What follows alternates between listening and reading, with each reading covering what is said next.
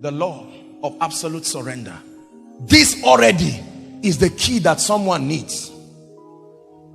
You have been trying to see miracles in your life and signs and wonders. You prophesied to someone and you prayed for someone, or you saw another man of God do something and you were intimidated, and that intimidation is what drove you to go and fast.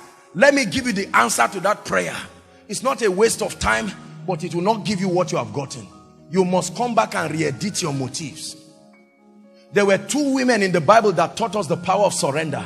Peninnah and Hannah. They were the wives of a prophet and a priest called Elkanah. The Bible says one had children. Is that true? And the other, Hannah, was barren. And Peninnah kept mocking Hannah. And Hannah would go every time at Shiloh and say, Lord, give me a child. Because she wanted to prove to Peninnah that she was a woman, not a man. And God says it's not enough reason for another life to come. I can't bring another life just to satisfy your ego. One time she got tired and went to the temple and said, Lord, it's no longer about my ego. You need a prophet. Permit my womb to align with your purposes. She prayed once, and a child came. The arm of the Lord is not too short. Please hear me. God is not mising his power, but it must come upon vessels that are dead. Yeah, the will of God. That's when God will anoint you as a man of God, and you know which money to collect and which one to leave. Are we together? Someone can be signing a check of 100 million to give you, and God says pray on it, bless it, and give him back. You must be dead to do that. This is where we miss it, especially as men of God. Having the fortitude to align to the will of God at all costs.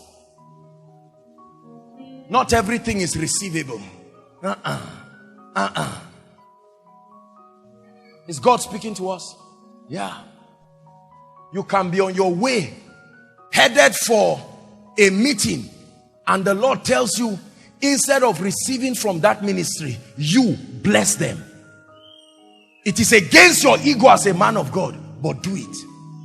They can be inviting you to go and preach somewhere where you know you will get honorarium of hundreds of millions from people, and God tells you, please go to a little church somewhere.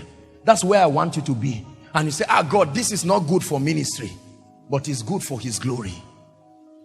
And so your life is an expression of the glory of God. This is what made Jesus the beloved. He said, this is my beloved son in whom I am well pleased. Thy will be done in my life. Thy will be done in my life. Thy will be done in my life. Thy will be done. Just sing it one more time. Lord, thy will be done in my life.